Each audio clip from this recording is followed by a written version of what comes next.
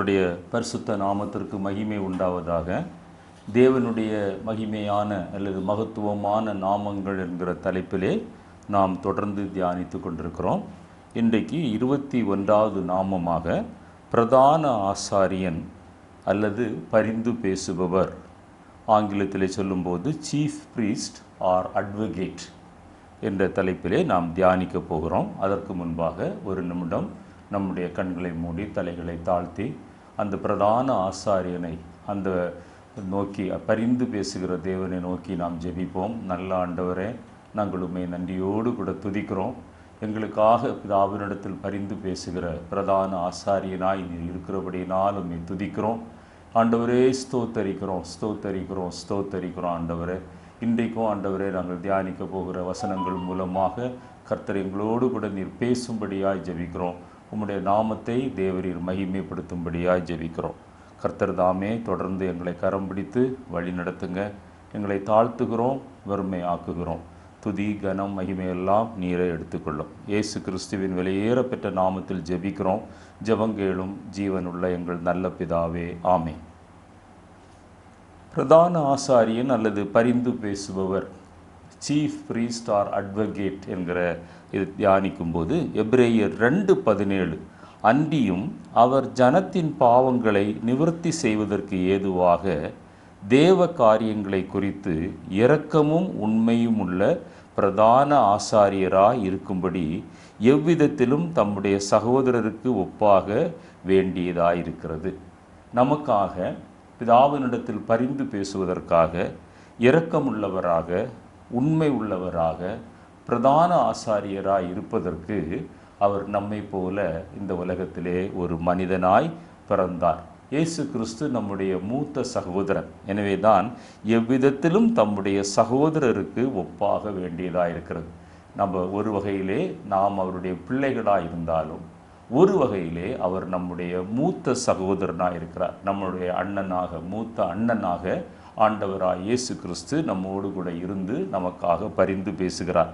எபிரேயர் 4:15-16 நீங்கள் வாசித்து பார்ப்பீர்களேயானால், நம்முடைய பலவீனங்களை குறித்து பரிதபிக்கக்கூடாத பிரதான ஆசாரியர் நமக்கு இராமல், பாருங்க, எல்லா விதத்திலும் நம்மை போல சோதிக்கப்பட்டும் பாவம் இல்லாதவராய் இருக்கிற, நம்மை போல ஒரு மனிதனை போல இந்த உலகத்தில் உள்ள எல்லா சோதனைகளுக்குள்ளாக கடந்து வந்தது மாத்திரமல்ல, பாவம் இல்லாத ஒரு பிரதான ஆசாரியர் நமக்கு இருக்கிறார்.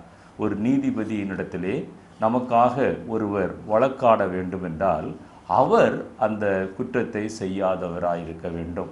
அவரிடத்துல அந்த குறைவு இல்லாதவராய் இருக்க வேண்டும். ஆதலால் நாம் இரக்கத்தை பெறவும் ஏற்ற சமயத்திலே சகாயம் செய்யும் கிருபையை அடையவும் தைரியமாக கிருபாசன தண்டையில் சேர கடவும். எனவே நம்முடைய ஆண்டவராகிய இயேசு கிறிஸ்துவனுடைய அந்த கிருபாசன தண்டையிலே நாம் சேரும்போது நமக்காக பரிந்து பேசுகிற பாவம் இல்லாத அந்த பரிசுத்த அந்த பிரதான ஆசாரியன் மூலமாக நாம் இரக்கத்தை பெறுகிறோம், நாம் சகாயம் பெறுகிறோம், நாம் கிருபையை அடைகிறோம். அதன் மூலமாக நம்ம ஒரு பரிசுத்த ஜீவியத்திற்கு நேராக நாம் கடந்து போகிறோம். நித்திய நீதிபதியாக பிதாவாகிய தேவன் நமக்கு இருக்கிறார். நமக்கு விரோதமாக ஒருவர் வழக்காடி கொண்டிருக்கிறார், அதுதான் பிசாசானவன். அதை எதிர் வக்கீல் என்று நீங்கள் உருவகப்படுத்தி கொள்ளுங்கள். நீதிபதியாக பிதாவாகிய தேவனை உருவகப்படுத்தி கொள்ளுங்கள். அதை விளங்கி கொள்வதற்கு லெகுவாக இருக்கும். நம்முடைய சார்பாக ஒரு வக்கீல் வழக்காடுகிறார். எனவே தான் அவருடைய பெயர் சீஃப் பிரீஸ்ட் மாத்திரமில்லை, அட்வொகேட். நமக்காக பரிந்து பேசுகிற அந்த அட்வொகேட்டு தான் ஆண்டவர் ஆகிய இயேசு கிறிஸ்து. நம்முடைய பாவத்திற்கு மன்னிப்பு கேட்டு நாம் வழக்காட முடியாது, ஏனென்றால் நாம் பாவிகளாக இருக்கிறோம். ஆனால் பாவமே அறியாத ஒரு பரிசுத்தர் தான் நமக்காக அந்த பாவத்திற்கு மன்னிப்பை தர முடியும். அவர்தான் ஆண்டவராகிய இயேசு கிறிஸ்து. ரோமர் 3:23 வாசிக்கும்போது, எல்லாரும் பாவம் செய்து தேவ மகிமை அற்றவர்களாகி என்று வாசிக்கிறோம். நீங்களும் நானும் பாவம் செய்து தேவ மகிமையை இழந்திருந்தோம். ஆனால் நமது வழக்கை அறிந்த இயேசு கிறிஸ்து நமக்காக நித்திய நீதிபதியாகிய பிதாவினிடத்திலே பரிந்து பேசுகிறார். 1 யோவான் 2:1 வாசிக்கும்போது, ஒருவன் பாவம் செய்வானேயானால் நீதிபரராயிருக்கிற இயேசு கிறிஸ்து நமக்காக பிதாவினிடத்தில் பரிந்து பேசுகிறவராயிருக்கிறார். ஆனால் இது ஒரு லைசன்ஸ் அல்ல. இதற்காக தொடர்ந்து நாம் பாவத்திலே நிலைத்திருக்க வேண்டிய அவசியம் இல்லை, நிலைத்திருக்கவும் கூடாது. ஆனால் சில தவிர்க்க முடியாத அல்லது நம்முடைய சக்திக்கு மிஞ்சி, ஆவிக்குரிய நிலைமைக்கு மிஞ்சி நாம் சில தவறுகளை, பிழைகளை, குற்றங்களை, மீறுதல்களை, பாவங்களை செய்யும்போது அந்த இரக்கமுள்ள தேவனே அந்த கிருபாசன தண்டையில் நாம் சேரும்போது, பாவத்தை உணர்ந்து மன்னிப்பு கேட்கும்போது, தேவனோடு கூட ஒப்புரவாகும்போது அந்த பிரதான அந்த ஆசாரியன் அல்லது அந்த பரிந்து பேசுகிற நம்முடைய ஆண்டவர் நமக்காக பிதாவினிடத்திலே அவர் பரிந்து பேசுகிறார். ஏசாயா தீர்க்கதரிசியின் புத்தகத்திலே 40ஆம் அத்தியாயம் 27, 28 வாசித்து பார்ப்பீர்களேயானால், யாக்கோபே, இஸ்ரவேலே, என் வழி கர்த்தருக்கு மறைவாயிற்று என்றும் என் நியாயம் என் தேவனிடத்தில் எட்டாமல் போகிறதென்றும் நீ சொல்வானேன். நீங்கள் நம்ம சில நேரங்களில் என் ஆண்டவர் என்னுடைய பாவத்தை மன்னிப்பாரா? இத்தனை பெரிய குற்றங்களை நான் அவருக்கு விரோதமாய் செய்திருக்கிறேனே, மனிதர்களுக்கு விரோதமாய் செய்திருக்கிறேனே, என்னை ஆண்டவர் மன்னிப்பாரா என்கிற கேள்வி நம்மிடத்தில் இருக்கலாம். ஆனால் ஆண்டவர் என்ன சொல்கிறார்? எட்டாமல் போகிறதென்று நீ சொல்வானேன். பூமியின் கடையாந்திரங்களை சிருஷ்டித்த கர்த்தராகிய அநாதி தேவன், அவர் சோர்ந்து போவதும் இல்லை, அவர் இளைப்படைவதும் இல்லை. இதை நீ அறியாயோ? இதை நீ கேட்டதில்லையோ? அவருடைய புத்தி ஆராய்ந்து முடியாது. அநேக நேரம் நாம் வழிவிட்டு விலகும்போது, பின்வாங்கும்போது, அல்லது கர்த்தருக்கு விரோதமாக அவரை அறியாத ஜனமாக இருக்கலாம் என்னை கேட்டுக்கொண்டிருக்கிற நீங்கள், அல்லது அறிந்து பின்வாங்கினவர்களாக இருக்கலாம். இவ்வளவு உளையான சேற்றிலே நான் வாழ்ந்து கொண்டிருக்கிறேனே, என்னை ஆண்டவர் மன்னிப்பாரா என்றால், அநாதி தேவன் சோர்ந்து போகாத, இடைவிடாமல் நமக்காக நாம் ரட்சிக்கப்பட மாட்டோமா, மனம் திரும்ப மாட்டோமா என்று காத்திருக்கிற தேவன் நிச்சயமாகவே நீங்கள் ஆண்டவராய் இயேசு கிறிஸ்துவாகிய அந்த கிருபாசன தண்டையில் வந்து சேரும்போது அவரும் நமக்காக பரிந்து பேசி நாமும் தேவ சமூகத்திலே அந்த பாவ உணர்வடைந்து மன்னிப்பு கேட்கும்போது நிச்சயமாக நம்மை அவர் மன்னிக்கிற ஒரு தேவனாக இருக்கிறார். சகரியா தீர்க்கதரிசியின் புத்தகத்தில் 3ஆம் அத்தியாயம் முதல் 10 வசனங்களை நீங்கள் வாசித்து பார்த்தீங்கன்னா, அங்கே தேவனுடைய பக்கத்திலே யோசுவா பிரதான ஆசாரியன் நின்று கொண்டிருக்கிறார். இன்னொரு பக்கத்திலே சாத்தான் எதிர் வக்கீல் நின்று கொண்டிருக்கிறார். அவன் அந்த யோசுவாவுக்கு விரோதமாக குற்றஞ்சாட்டுகிறான். இவன் அழுக்கு வஸ்திரத்தை தரித்திருக்கிறான் என்று சொன்னபோது, நான் குறிப்பாக 4வது வசனத்தை உங்களுக்கு வாசித்து காட்டுகிறேன். இவன் மேல் இருக்கிற அழுக்கு வஸ்திரங்களை களைந்து போடுங்கள் என்றார். அந்த நீதிபதி என்ன சொல்கிறாரு? இவன் மேல் இருக்கிற அந்த அழுக்கு வஸ்திரங்களை களைந்து போடுங்கள். பின்பு அவனை நோக்கி, பார், நான் உன் அக்கிரமத்தை உன்னிலிருந்து நீங்க செய்து உனக்கு சிறந்த வஸ்திரங்களை தரிப்பித்தேன் என்றார். ரட்சிப்பின் வஸ்திரம், நீதியின் வஸ்திரம், துதியின் ஆடை, இப்படிப்பட்ட அந்த வெண் வஸ்திரங்களை ஆண்டவர் நமக்கு கொடுத்து நம்முடைய அழுக்கு வஸ்திரத்தை களைந்து போட்டு ஒரு புதிய வஸ்திரத்தை கர்த்தருக்குள்ளாக ஒரு புதிய சிருஷ்டியாக மாற்றுகிறவர் தான் நமக்காக பரிந்து பேசுகிற, வழக்காடுகிற பிரதான ஆசாரியன் ஆண்டவராய் இயேசு கிறிஸ்து. நடந்த ஒரு சாட்சியை சொல்லுகிறேன். ஒரு நீதிபதி அவர் நீதி செய்வதற்காக உட்கார்ந்து கொண்டிருக்கிறார். குற்றவாளி கூண்டில் நிற்கிற குற்றவாளி நல்ல வஸ்திரம் இல்லாததுனாலே அந்த சிறைச்சாலை வஸ்திரத்தோடு கூட அவன் வந்து கொண்டிருக்கிறான். அப்பொழுது அவன் இந்த சிறைச்சாலை வஸ்திரத்தை மாற்றி நல்ல வஸ்திரத்தை தரித்து கொண்டு அந்த குற்றவாளி கூண்டிலே அவர் ஏற வேண்டும் என்று நீதிபதி சொன்னபோது அவன் சொல்லுகிறான், எனக்கு வஸ்திரம் இல்லை, இதை மாற்றுவதற்கு எனக்கு வஸ்திரம் இல்லை என்று சொன்னபோது அந்த நீதிபதி தன்னுடைய அறையில் இருந்த ஒரு வஸ்திரத்தை எடுத்து அவனுக்கு கொடுத்து அதை உடுத்து வைத்து, இப்பொழுது நீ குற்றவாளி கூண்டிலே ஏறலாம் என்று சொன்னது போல நம்முடைய ஆண்டவர் நம்முடைய அழுக்கு வஸ்திரத்தை மாற்றி அந்த நீதியின் வஸ்திரத்தை, அந்த ரட்சிப்பின் வஸ்திரத்தை, அந்த துதியின் வஸ்திரத்தை தருவதற்கு நீங்களும் நானும் கிருபாசன தண்டையில் சேர வேண்டும். அந்த பிரதான ஆசாரியனிடத்திலே நமக்காக பரிந்து பேசுகிற அந்த தேவனிடத்திலே நாம் சேரும்போது இந்த காரியத்தை கர்த்தர் உங்களுக்காக எனக்காக செய்கிறார். அடுத்ததாக நாம் தியானிக்க போகிற நாமும் இரக்கமுள்ள தேவன். ஆங்கிலத்திலே சொல்லும்போது மெர்சிஃபுல் காட் என்று வேதத்திலே வாசிக்கிறோம்.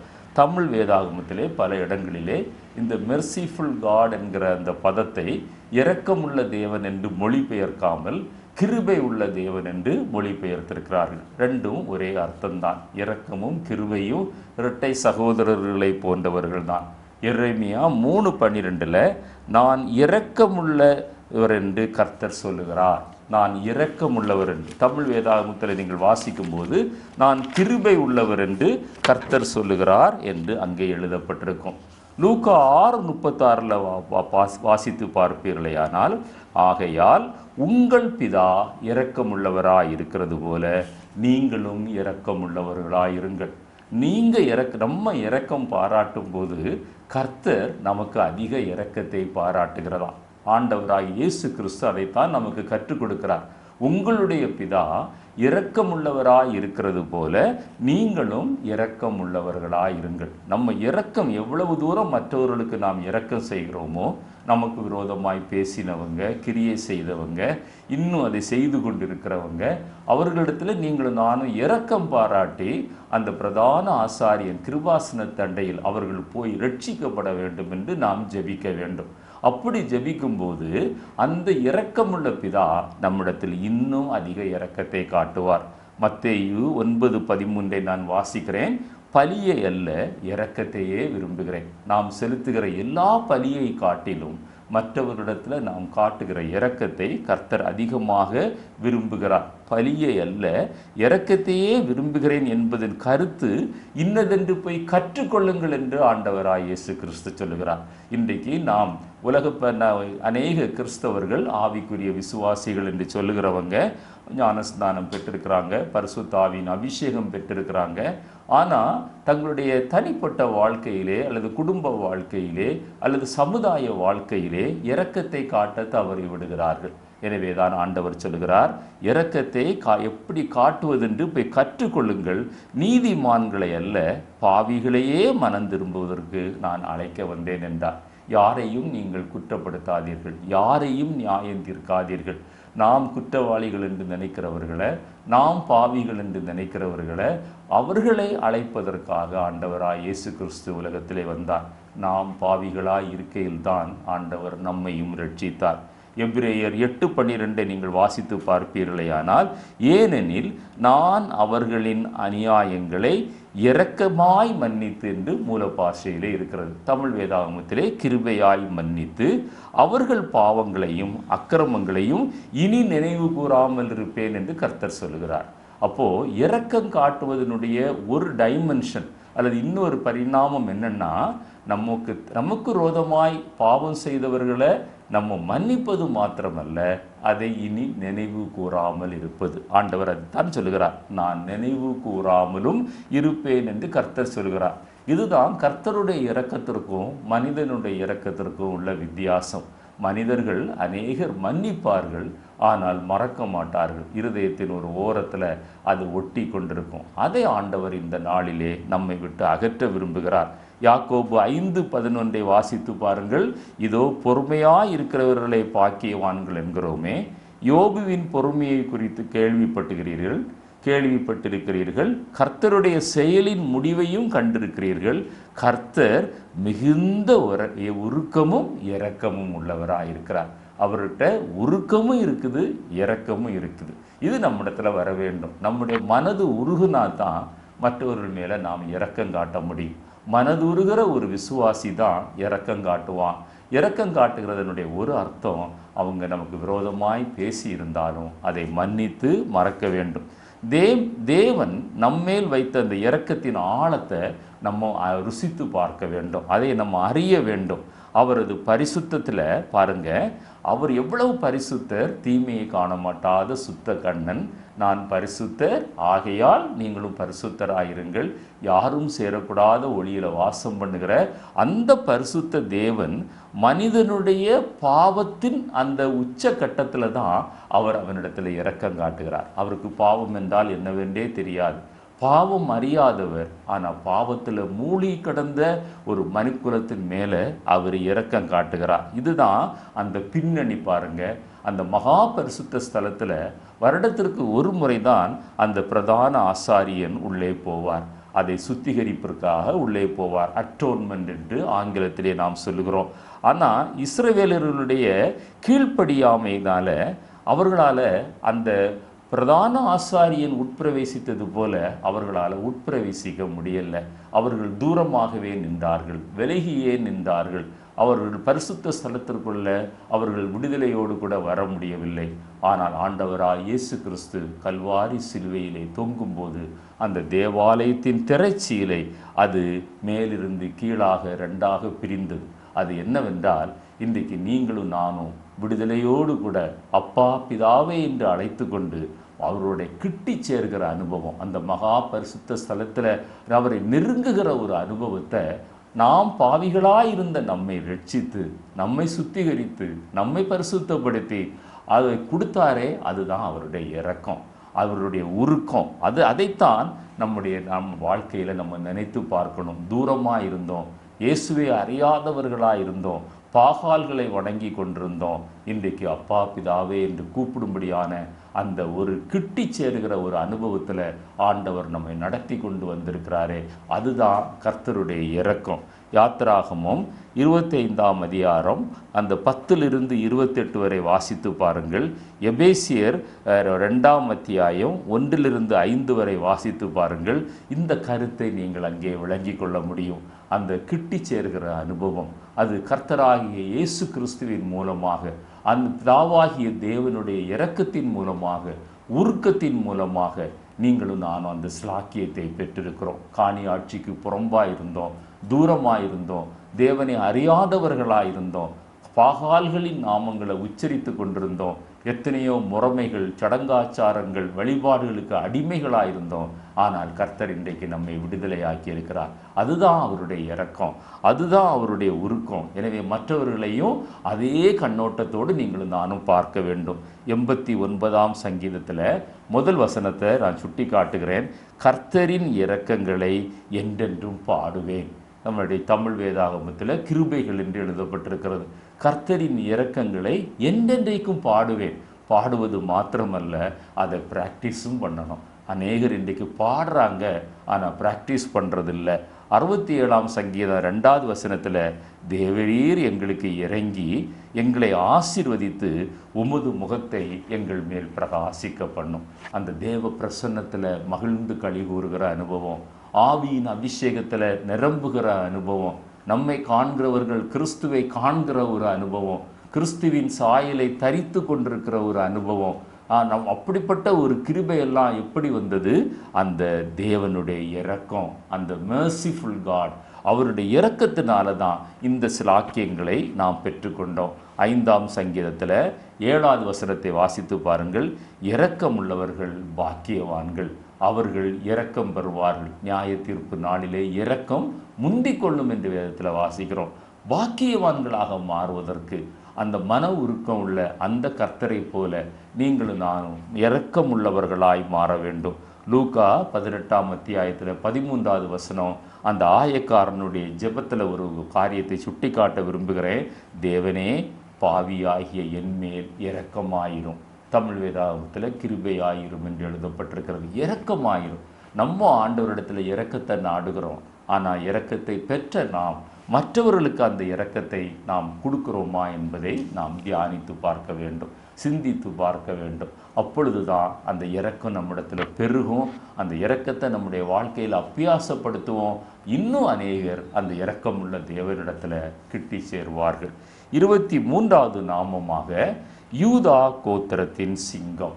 யூதா கோத்திரத்தின் சிங்கம் என்று நாம் தியானிப்போம். ஆங்கிலத்திலே lion of the tribe of Judea என்று எழுதப்பட்டிருக்கிறது. யூதா கோத்திரத்தினுடைய சிங்கம். ஆதியாகமம் 49ஆம் அத்தியாயம் 9வது வசனத்தில் யாக்கோபு அந்த ஆசீர்வதிக்கும் போது, தன்னுடைய பிள்ளைகளை ஆசீர்வதிக்கும் போது யூதா கோத்திரத்தை குறித்து என்ன சொல்லுகிறார்? யூதா பாலசிங்கம், யூதா பாலசிங்கம், நீ இறை கவர்ந்து கொண்டு ஏறி போனாய். என் மகனே, சிங்கம் போலும் கிளச்சிங்கம் போலும் மடங்கி படுத்தான், அவனை எழுப்புகிறவன் யார் என்று அந்த யூதாவுக்கு வரக்கூடிய ஆசீர்வாதத்தை அவர் யூதா கோத்திரத்தின் சிங்கம். யூதா என்றால் துதி என்று அர்த்தம். அந்த நாட்களிலே, பழைய ஏற்பாட்டு காலத்திலே அவர்கள் வனாந்திரத்தில் பிரயாணம் பண்ணும்போது, அவர்கள் அந்த எகிப்தின் அடிமைத்தனத்திலிருந்து கானானுக்கு நேராய் அவர்கள் பிரவேசிக்கும் போது அந்த யூதா கோத்திரம்தான் முதலாவதாக புறப்படும். நீங்கள் வேதத்திலே வாசித்து பாருங்கள்.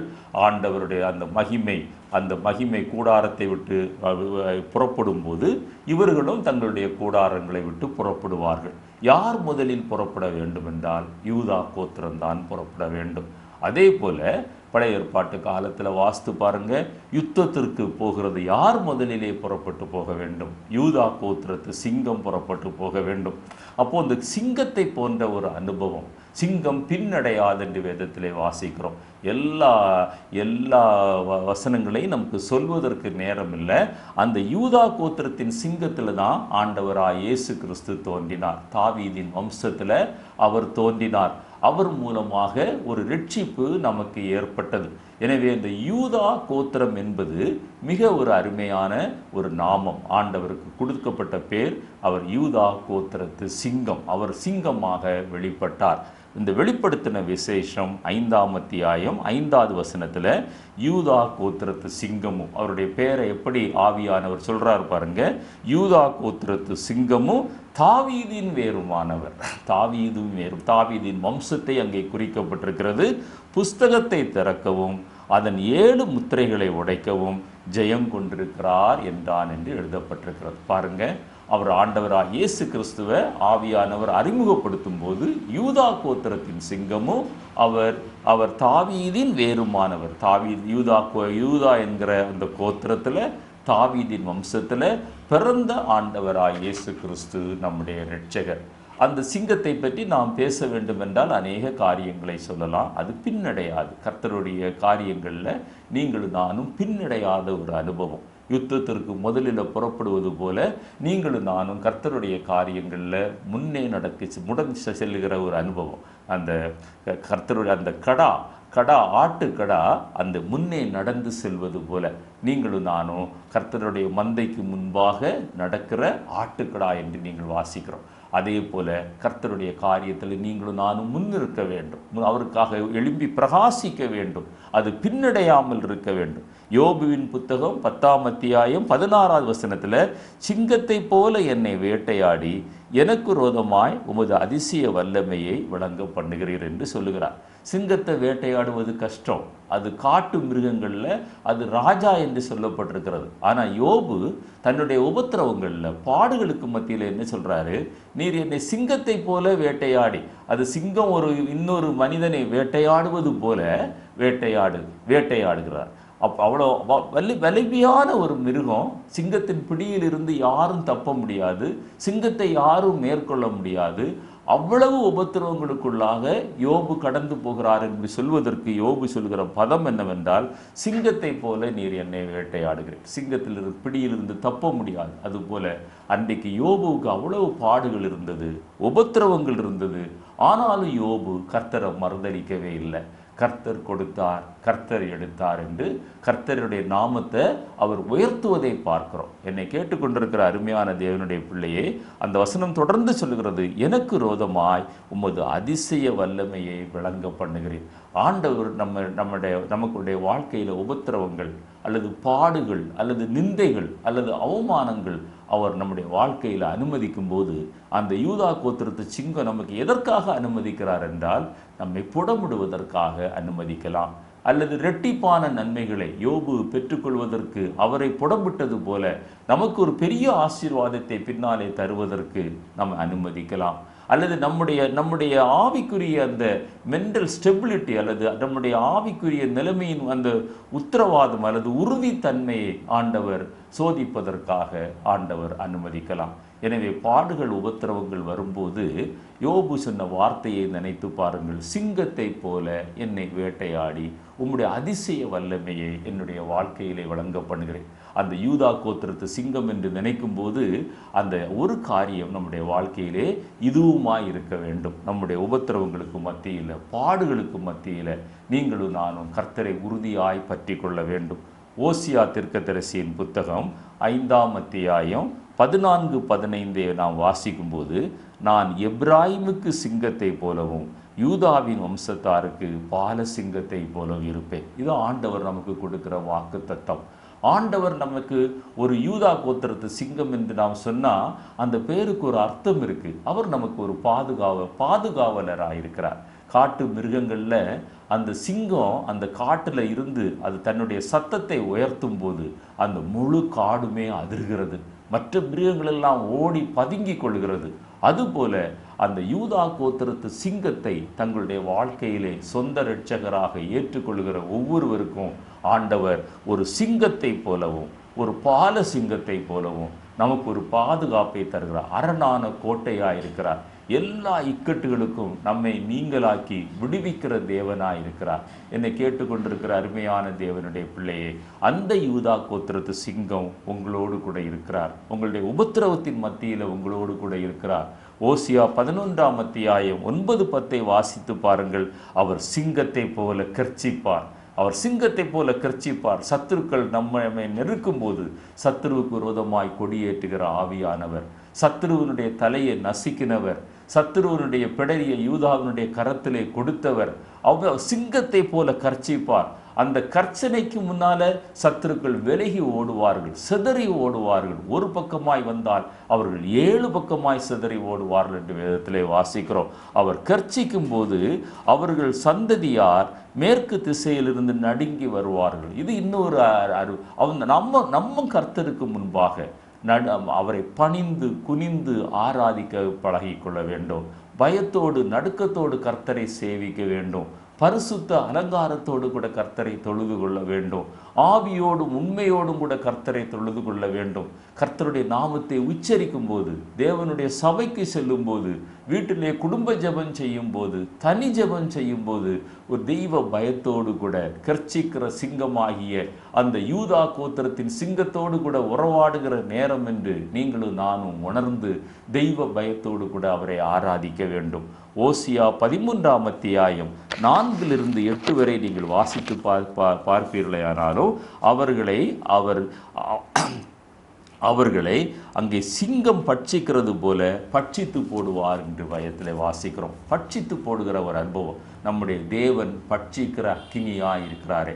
அவர் அன்புள்ள தேவன், இரக்கமுள்ள தேவன், கிருபை உள்ள தேவன், உண்மை உள்ள தேவன், நமக்காக பரிதபிக்கிற தேவன். அதே நேரத்தில் அவர் பட்சிக்கிற அக்கினியாய் இருக்கிறார். அந்த யூதா கோத்திரத்து சிங்கம் அவர் பாவத்தை கஞ்சாடையாய் விடமாட்டார். அவர் நம்மோடு கூட இருந்து நம்மை அவர் வழி நடத்துவார். இன்னும் ஒரு நாமத்தை நான் சொல்லி இந்த செய்தியை நான் முடிக்க விரும்புகிறேன். இந்த நாமம் என்னவென்றால் வேர், கொடி, கிளை. இந்த மூன்றையும் நான் சேர்த்தே சொல்கிறேன், தனித்தனியாய் சொல்வதை விட. The root, the vine and the branch என்று நாம் வாசிக்கிறோம். ஆண்டவருடைய இன்னொரு நாமம் the root, the vine and the branch. யோவான் எழுதின சுவிசேஷம் 15ஆம் அத்தியாயம் முதல் 16 வசனங்களை நீங்கள் இதற்கு ஆதாரமாக வீட்டிலே தியானித்து பாருங்கள். முதலாவது நான் வேரை குறித்து சொல்லுகிறேன். இந்த வேரை பற்றி நாம் வாசிக்கும்போது கர்த்தருடைய ஒரு பெயர் வேர். அது தாவீதின் வேர் என்று நாம் வேதத்திலே வாசிக்கிறோம். வேர் நல்ல நிலத்தில் நாட்டப்பட்ட ஒரு வேராக நம்முடைய ஜீவியம் காணப்பட வேண்டும். அல்லது அன்பு நிறைந்த ஒரு நிலத்தில் நாட்டப்பட்ட ஒரு வேராக நம்முடைய ஜீவியம் காணப்படுமேயானால் நம்முடைய வாழ்க்கையில் செழிப்பு உண்டாகும். நம்முடைய வாழ்க்கையில் ஒரு செழிப்பு உண்டாகும். எபேசியர் 3:17 நீங்கள் அன்பிலே வேரூன்றி, அன்பில் வேரூன்றதுனால தான் பிதாவாகிய தேவன் தன்னுடைய ஒரே பேரான குமாரனை மனுக்குலம் கெட்டு போகாதபடி நித்திய ஜீவனை நாம் பெறும்படி அவரை நமக்கு தந்தருளி இவ்வளவாய் அன்பு கூர்ந்தார் என்று வேதத்திலே வாசிக்கிறோம். யோவான் 3:16 வாசிக்கிறோம். எபேசியர் 3:17 வாசிக்கும் போது நீங்கள் அன்பிலே வேறு ஊன்றுகிற ஒரு அனுபவம், நம்முடைய சுபாவ அன்புள்ளவர்களாய் மாறுகிற ஒரு அனுபவம், மாயமற்ற அன்புள்ளவர்களாய் மாறுகிற ஒரு அனுபவம், எந்த எதிர்பார்ப்பும் இல்லாமல் மற்றவர்களிடத்தில் அன்பு கூறுகிற ஒரு அனுபவம். வேர் நல்ல நிலத்தில் அது இருந்தால் தான் அது நல்ல கனிகளை கொடுக்க முடியும். வறட்சி வரலாம், அங்கே பெருங்காற்று வீசலாம், பெரும் புயல் வரலாம். இதையெல்லாம் தாங்குகிற சக்தி, எதிர்க்கிற சக்தி அந்த செடிக்கு அல்லது அந்த மரத்திற்கு எங்கிருந்து வருகிறது என்றால் அந்த நிலத்தில் ஊன்றப்பட்ட ஒரு வேரை பொறுத்து தான் இந்த சக்தி வருகிறது. அதே போல அந்த தாவீதின் வேராகிய இயேசுவிலே, அவருடைய உபதேசங்களிலே நீங்கள் ஊன்றி கட்டப்பட்டால் ஆண்டவர் இந்த கிருபையை நம்முடைய வாழ்க்கையிலே தருகிறார். தாவீதின் வேரென்று சொல்லப்பட்டாலும் பாருங்க, அந்த தாவீதை படைத்தவர் அவர்தான். இந்த தாவீதை படைத்தவர் அவர்தான். இதன் கிளை என்றும் வேதத்திலே நாம் வாசிக்கிறோம், தாவீதின் வேரென்று வாசிக்கிறோம். இதெல்லாம் எதற்காக அங்கு எழுதப்பட்டிருக்கிறது என்றால், அவர் தாவீதின் வாரிசு என்பதை நமக்கு சுட்டி காட்டுவதற்கு, மனிதனாக பிறப்பதற்கு யூதா கோத்திரத்தை தெரிந்தெடுத்து தாவீதின் வம்சத்தில் அவர் தாவீதின் வேராக, தாவீதின் கிளையாக தோன்றினார். ஆனால் நீங்களும் நானும் அந்த இயேசுவாகிய அவருடைய வேரிலே கட்டப்பட்ட ஒரு அனுபவமாக இருப்பீர்களே, ஆனால் நம்மை பார்க்கிறவர்களும் இயேசுவின் பிள்ளைகள் என்று நம்மை சொல்லுகிற ஒரு அனுபவம். இன்றைக்கு தாவீதின் குமாரனே என்று அவரை நாம் சொல்லுகிறோம். நம்மை பார்க்கிறவர்கள் இவர்கள் இயேசுவின் பிள்ளைகள் என்று சொல்லப்பட வேண்டும். ஏனென்றால் அந்த இயேசுவின் வேரில் நீங்களும் நானும் கட்டப்படுகிறோம். என்னை கேட்டுக்கொண்டிருக்கிற அருமையான தேவனுடைய பிள்ளையே, அந்த வேருடைய இன்னொரு குணாதிசயத்தை நீங்கள் பார்ப்பீங்கன்னா, ஒன்று அது எதிர்ப்புகளை தாங்குகிறது, முதல்ல சொன்ன நல்ல கனிகளை கொடுக்கிறது. இன்னொன்று நாம் யாருடைய பிள்ளைகள் என்கிற குணாதிசயத்தை அது வெளிப்படுத்துகிறது. அடுத்ததாக வேர் தான் அந்த முழு செடியையும் தாங்குகிறது. வேர் தான் அந்த முழு செடியையும் தாங்குகிறது. அந்த இயேசுவாகிய செடி, அந்த கொடி எல்லாவற்றையும் தாங்குகிறது அந்த வேர் தான். அந்த கொடியும் கிளைகளும் இணைவதால் தான் அந்த வேரிலிருந்து மண்ணிலிருந்து அந்த உணவு எடுக்கப்பட்டு அது கொடிக்கு அல்லது கிளைகளுக்கு சென்று அது போஷிக்கப்பட்டு நல்ல கனிகளை கொடுப்பது போல, தாவீதின் வேராகிய வம்சத்தார் நல்ல குடும்பமாக அவர்கள் ஜீவிப்பார்கள். கணவன் மனைவிக்குள்ள ஒரு நல்ல ஐக்கியம், பெற்றோர்கள் பிள்ளைகளுக்குள்ள ஒரு நல்ல ஐக்கியம், ஒரு நல்ல கிறிஸ்தவ குடும்பமாக, பெயர் கிறிஸ்தவ ஜீவியம் அல்ல, ஒரு நல்ல கிறிஸ்தவ குடும்பமாக, இயேசுவை பிரதிபலிக்கிற ஒரு குடும்பமாக நீங்களும் நானும் மாற வேண்டும் என்பதை இந்த தாவீதின் வேர் என்கிற அந்த வேர் என்கிற அந்த நாமம் நமக்கு வெளிப்படுத்துகிறது. ஓசியா 14:5 வாசித்து பாருங்கள். நான் இஸ்ரவேலுக்கு பனியை போல் இருப்பேன், அவன் லீலி புஷ்பத்தை போல மலருவான், லீபனோனை போல வேரூன்றி நிற்பான். லீபனோனை போல வேரூன்றி நிற்பான். இது நம்முடைய ஆவிக்குரிய ஜீவியத்தை காட்டுகிறது. லீபனோனை பற்றி பல காரியங்களை நம்ம சொல்லலாம். ஒரு அர்த்தம் ஆவிக்குரிய ஜீவி, அந்த லீபனோனின் மலை சிகரங்கள், அங்கே விழுகிற பனித்துளிகள், இதெல்லாம் வேதத்திலே பல வசனங்கள் நமக்கு சுட்டி காட்டுகிறது. நம்முடைய ஆவிக்குரிய ஜீவியம் வேரூன்றி கிறிஸ்துவுக்குள் கட்டப்பட்டு அந்த லீபனோனில் வேரூன்றி நிற்கிற அனுபவம் காணப்பட வேண்டும். ரோமர்கள் எழுதின நிருபம் 11ஆம் அத்தியாயம் 16-18 வரைக்கும் 21வது வசனத்தை நான் வாசிக்கிறேன். அடுத்ததாக இந்த வேர் நமக்கு அடுத்ததாக நம்ம என்ன கற்றுக்கொள்ளப் போகிறோம் என்றால், மேலும் முதற்பலனாகிய மாவானது பரிசுத்தமாயிருந்தால் பிசைந்த மா முழுவதும் பரிசுத்தமாயிருக்கும், வேரானது பரிசுத்தமாயிருந்தால் கிளைகளும் பரிசுத்தமாயிருக்கும். இதில் கிளைகளும் வருகிறது, வேரும் வருகிறது. அந்த கிறிஸ்துவுக்குள்ள, அந்த பரிசுத்தம் உள்ள தேவனுக்குள்ள, பாவமே அறியாத பரிசுத்தர சொந்த இரட்சகராக ஏற்றுக்கொண்ட ஒரு மனுஷியாக நம்ம இருப்போமேயானால், அந்த வேர் நம்முடைய வேராக மாறுமேயானால், நம்முடைய ஜீவியத்தில் நம்ம பரிசுத்தத்தை நாடுவோம். நம்முடைய ஜீவியத்தில் பரிசுத்தத்திற்கு நாம் முக்கியத்துவம் கொடுப்போம். சில கிளைகள் முறித்து போடப்பட்டிருக்க, காட்டொலிவ மரமாகிய நீ அவைகள் இருந்த இடத்தில் ஒட்ட வைக்கப்பட்டு ஒலிவ மரத்தின் வேருக்கும் சாரத்திற்கும் உடன் பங்காளியாய் இருந்தாயானால், நீ அந்த கிளைகளுக்கு விரோதமாக பெருமை பாராட்டாதே, நீ வேரை சுமக்காமல் வேர் உன்னை சுமக்கிறது என்று நினைத்துக்கொள். நம்ம தகுதியற்றவர்களாயிருந்தோம். ஆண்டவர் யூத ஜனங்களை மீட்பதற்காக வந்தார். யூத ஜனங்கள் அவரை ஏற்றுக்கொள்ளாத அந்த காலகட்டத்தில் தான் புறஜாதியாராகிய நமக்கு ரட்சிப்பு வந்தது. அந்த காட்டு ஒலிவ மரக்கிளைகளாக இருந்தோம். ஆனால் அந்த ஒலிவ மரக்கிளைகள் முறிக்கப்பட்ட இடத்துல தான் நீங்களும் நானும் ஒட்ட வைக்கப்பட்டிருக்கிறோம். இது கிறிஸ்துவனுடைய அன்பு, இது அவருடைய இரக்கம், அவருடைய மகா தயவு. இதையும் நாம் நம்ம வாழ்க்கையில் நினைத்து பார்க்க வேண்டும். அந்த கிளை வேர் என்கிற அந்த நாமங்களை உச்சரிக்கும் போது தகுதியற்ற நமக்கு விசுவாசத்தினாலே கிருபையினாலே நீங்கள் ரட்சிக்கப்பட்டீர்கள். இது உங்களால் உண்டானதல்ல, இது தேவனால் உண்டானது. இது தேவனுடைய மகா பெரிய தயவு என்று நாம் வேதத்திலே வாசிக்கிறோம்.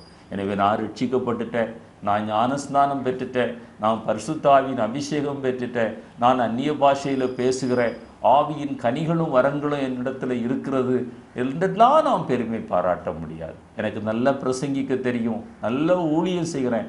ஏனென்றால் வேதம் என்ன சொல்கிறது?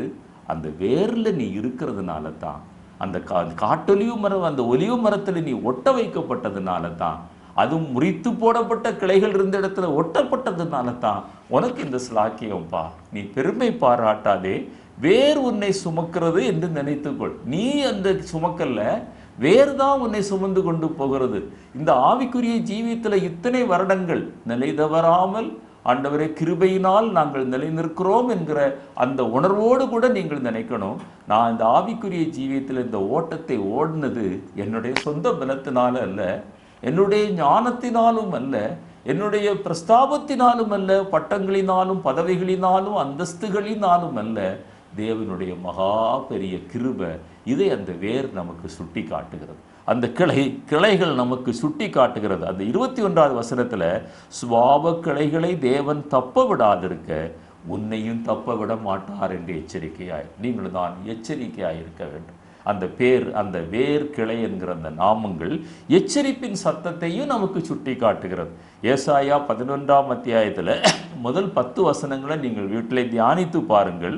நான் ரெண்டு வசனத்தை மாத்திரம் சுட்டி காட்டுகிறேன், முதல் வசனத்தையும் 10வது வசனத்தையும். முதல் வசனம் சொல்கிறது, ஈசா என்னும் அடிமரத்திலிருந்து ஒரு துளிர் தோன்றி அதன் வேர்களிலிருந்து ஒரு கிளை எழும்பி செழிக்கும்.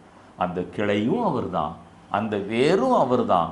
அவரில் நம்ம அந்த அன்பில் நீங்களும் நானும் வேரூன்றி கட்டப்பட்டிருக்கிறதுனால தான் நீங்களும் நானும் இன்றைக்கு கிறிஸ்தவர்கள் என்று அழைக்கப்படுகிறோம். அந்தியோகியா பட்டணத்தில் முதலாவது இயேசு கிறிஸ்துவை விசுவாசித்தவர்கள் கிறிஸ்தவர்கள் என்று அழைக்கப்பட்டது போல தேவனுடைய பிள்ளைகள், விசுவாசிகள் அல்லது நீதிமான்கள் அல்லது கிறிஸ்தவர்கள் என்கிற அந்த ஸ்லாக்கியம் ஆண்டவர் அந்த வேரில் நாம் நிலைத்திருக்கும் போது ஆண்டவர் தருகிறார்.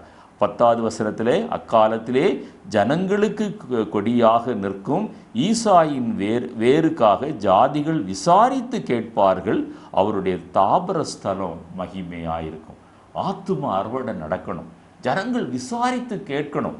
நம்மை காண்கிறவர்கள், நீங்கள் எந்த ஆலயத்துக்கு போறீங்க, நீங்கள் எதனால உங்களுடைய வாழ்க்கை இப்படி மாற்றப்பட்டது என்று கேட்கும்போது நீங்களும் நானும் சொல்லணும், நான் அந்த கிறிஸ்துவாகிய அன்பின் வேரில் நான் கட்டப்பட்டு நான் வளர்ந்த ஒரு செடி என்று சொல்லணும். அந்த தாபர ஸ்தலம் மகிமையாக இருக்கும். ஜனங்கள் விசாரித்து கேட்கக்கூடிய அளவுக்கு நம்முடைய ஜீவியம் மாறணும். அதுதான் அந்த வேர் நமக்கு சுட்டி காட்டுகிறது. கசப்பான வேர் அல்ல, அந்த தாவீதின் வேர் நமக்குள்ளாக காணப்பட வேண்டும். வெளிப்படுத்தின விசேஷம் 5ஆம் அத்தியாயம் 5வது வசனமும் 22ஆம் அத்தியாயம் 16வது வசனத்தை நீங்கள் வாசித்து பார்ப்பீங்களா, தாவீதின் வேறுமானவர் என்றும் தாவீதின் வேரும் தாவீதின் சந்ததியுமானவர் என்றும் நீங்கள் அங்கே பார்க்க முடியும். பாருங்க, அப்போது திரும்ப திரும்ப ஆண்டவர் ஏன் அந்த பதத்தை பயன்படுத்துகிறாருன்னா, அந்த சாதாரண ஒரு வேரை ஒரு கோத்திரத்தோட ஒரு வம்சத்தோடு சொல்லி தன்னை வெளிப்படுத்துகிறார் என்றால் அதனுடைய அர்த்தம் என்ன? நீங்களும் நானும் அந்த அன்பின் வேரில், கிறிஸ்துவின் அன்பின் வேரில் நீங்களும் நானும் ஊன்ற கட்டப்பட வேண்டும். மத்தேயு 20ஆம் அத்தியாயம் முதல் 16 வசனங்களில் நீங்கள் வாசித்து பார்த்தீங்கன்னா அந்த தேவ கிருபையை குறித்து ஆண்டவர் அங்கே சொல்லுகிறார். தேவ கிருபை, அது அந்த வேரிலிருந்து வரக்கூடிய கிருபை அல்லது அந்த இரக்கம், அதன் மூலமாய் வளரக்கூடிய கொடி என்று நாம் வாசிக்கிறோம். ஏசாயா 5ஆம் அத்தியாயத்தில் 1-7 வரை அந்த திராட்சை தோட்ட ஓமையின் மூலமாக ஆண்டவர் சொல்கிறாரு, நான் கோபுரத்தை நட்டுனேன், கற்களை எல்லாம் பொறுக்கி போட்டேன், நற்குல திராட்சை செடியாய் நட்டுனேன், ஆனால் அது ஆகாத கனிகளை கொடுத்தது. ஏன் ஆகாத கனிகளை கொடுத்தது? அந்த வேர் கீழ்ப்படியாமை என்கிற ஒரு நிலத்தில் அது ஊன்று கட்டப்பட்டிருக்கிறது. என்னை கேட்டுக்கொண்டிருக்கிற அருமையான தேவனுடைய பிள்ளையே, ஓசியா 10:1 வாசித்து பாருங்கள். தனக்குத்தானே கனி கொடுக்கிற பலனற்ற திராட்சை செடி. இன்றைக்கு அநேகருடைய கிறிஸ்தவ வாழ்க்கை, அவர்களுடைய ஜெபம் எல்லாம் அந்த செல்ஃப் சென்டர்டாய் காணப்படுகிறது. இன்றைக்கு சொல்வதற்கு கஷ்டமாக இருக்கிறது, ஊழியங்களும் அப்படி காணப்படுகிறது. பலனற்ற திராட்சை செடியாக நம்ம காணப்படக்கூடாது. தாவீதின் வேரில் ஊன்றி கட்டப்பட்டவர்களாய். ஓசியா 14:7 வாசிக்கும்போது திராட்சை செடியை போல அவர்கள் படருவார்கள் என்று. நல்ல நிலத்தில் நம்முடைய வேர் காணப்படும்னா நம்முடைய செடி அது படரும். யாக்கோபு இனி வந்து அமர்ந்து சுகித்திருப்பான், அவனை தத்தளிக்க பண்ணுவார் யாரும் இல்லை என்று வேதத்தில் வாசிக்கிறோம். என்னை கேட்டுக்கொண்டிருக்கிற அருமையான தேவனுடைய பிள்ளையே, உன்னிடத்திலிருந்து அந்த கொடிகள் படரணும். உன்னிடத்திலிருந்து அந்த விசுவாச கொடிகள் படர்ந்து போகணும், கிளைகள் படர்ந்து போகணும், கனிகள் பரவி போகணும். அதற்கு காரணம் நல்ல நிலத்தில் அந்த ஆண்டவராய் இயேசு கிறிஸ்துவனுடைய வேரில் ஊன்றி கட்டப்பட்ட அனுபவம். 1 ராஜாக்கள் 4:21 வாசிக்கும்போது யூதாவும் இஸ்ரவேலும் அவரவர் தங்கள் திராட்சை செடியின் நிழலிலும் தங்கள் அத்திமரத்தின் நிழலிலும் குடியிருந்தார்கள். பாருங்க, வேர் நல்லா இருந்தா கிளைகள் நல்லா இருக்குது, கொடிகள் நல்லா இருக்குது, கனி நல்லா இருக்கிறது. இங்க ஆண்டவர் சொல்றாரு, இஸ்ரவேல் அவரவர், யூதாவும் இஸ்ரவேலும் அவரவர் தங்கள் தங்கள் திராட்சை செடியின் நிழலிலும் தங்கள் தங்கள் அத்திமரத்தின் நிழலிலும் குடியிருந்தார்கள். அந்த திராட்சை செடி ஆவிக்குரிய ஆசீர்வாதங்களை காட்டுகிறது. இந்த அத்திமர செடி உலக பிரகாரமான ஆசீர்வாதங்களை காட்டுகிறது. அவங்க அமர்ந்து சுகித்திருப்பார்கள், அது சமாதானத்தை காட்டுகிறது. நம்முடைய வாழ்க்கை கிறிஸ்துவின் மேலே அந்த அன்பிலே வேரூன்றி கட்டப்படுமே ஆனால் ஒரு தெய்வீக சமாதானம் நம்முடைய வாழ்க்கையிலே காணப்படும். ஆவிக்குரிய ஆசீர்வாதங்கள் நிறைவாய் காணப்படும். சரீர பிரகாரமான ஆசீர்வாதங்கள் நிறைவாய் காணப்படும். இதே கருத்தை நீங்கள் மீகாவின் புத்தகம் 4ஆம் அத்தியாயம் 4வது வசனத்திலேயும் பார்க்க முடியும். அத்திமரத்தின் நிழலிலும் திராட்சை செடியின் நிழலிலும் குடியிருக்கிற அனுபவம் உங்களுடைய வாழ்க்கையில் அந்த அனுபவம் காணப்படுகிறதா? உலக பிரகாரமான நன்மைகளும் வேண்டும், ஆவிக்குரிய நன்மைகளும் வேண்டும். ஒரு தெய்வீக சமாதானம் நம்முடைய தனிப்பட்ட வாழ்க்கையில், குடும்ப வாழ்க்கையில் நிறைவாய் காணப்பட வேண்டும். 128ஆம் சங்கீதத்தில் 3வது வசனத்தை நான் வாசிக்கிறேன். உன் மனைவி உன் வீட்டு ஓரங்களில் கனிதரும் திராட்சை செடியை போல் இருப்பாள், உன் பிள்ளைகள் உன் பந்தியை சுற்றிலும் ஒலிவமர கன்றுகளைப் போல் இருப்பார்கள். இதுதான் வேரூன்றி கட்டப்பட்டு ஆசீர்வாதத்தை பெறுகிற அனுபவம். அந்த கிளைகளுக்கு இன்னும் சில வசனங்களை சொல்லி நான் வேகமாக முடிக்க விரும்புகிறேன். எரேமியா 23ஆம் அத்தியாயம் 5வது வசனத்தை வாசிக்கிறேன். இதோ நாட்கள் வரும் என்று கர்த்தர் சொல்லுகிறார், அப்பொழுது தாவீதுக்கு ஒரு நீதி உள்ள கிளையை எழும்ப பண்ணுவேன், அவர் ராஜாவாயிருந்து ஞானமாய் ராஜரீகம் பண்ணி பூமியிலே நியாயத்தையும் நீதியும் நடப்பிப்பார். இது ஆண்டவராய் இயேசு கிறிஸ்துவை குறித்து தீர்க்க தரிசனமாக சொல்லப்பட்ட வார்த்தையாயிருந்தாலும் அவருடைய வேரிலே கட்டப்பட்டு அவருடைய செடியாக கொடியாக கிளைகளை கொடுத்து கனிகளை கொடுக்கிற ஒரு கிறிஸ்தவன் தன்னுடைய வாழ்க்கையில் என்ன செய்ய வேண்டும்? அவர் பூமியிலே நியாயத்தையும் நீதியும் நடப்பிப்பார். நீதிமான் என்று பேரளவில் இருந்தால் போதாது, மற்றவர்களுக்கு எந்த அநீதியும் செய்யாமல் அநியாயமும் செய்யாமல் நீதியையும் நியாயத்தையும் நடப்பிக்கிறவர்களாய் நம்முடைய ஜீவியம் காணப்பட வேண்டும். சகரியா 6:12 வாசித்து பாருங்கள்.